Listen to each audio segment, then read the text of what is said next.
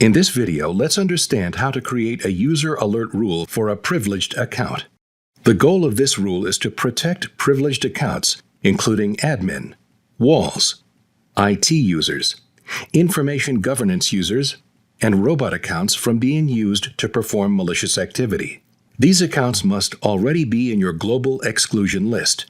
An example threat pattern is a robot account like a walls account that typically generates changing security events, but has suddenly started viewing and exporting documents. Let's now create a user alert rule. Give the rule a name. Explicitly select all these privileged accounts.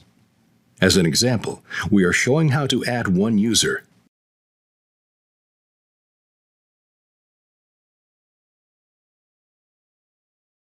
Disable Apply Global Exclusion List to ensure that users in the Global Exclusion List are included for threat analysis.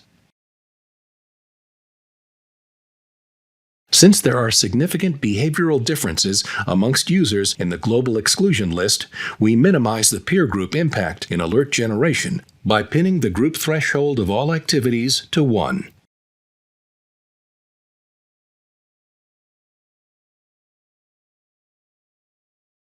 When done, the Set Threshold page should look as follows.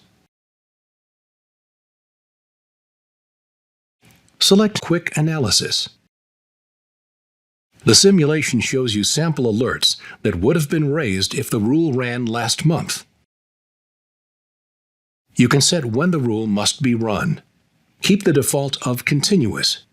It means that the rule will run as soon as new audit data is imported from iManage work.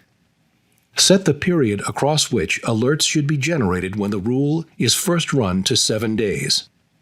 Select your notification option, in this case, only when threats detected, and then high and above. Select the users you want notified when alerts of the selected severity are detected.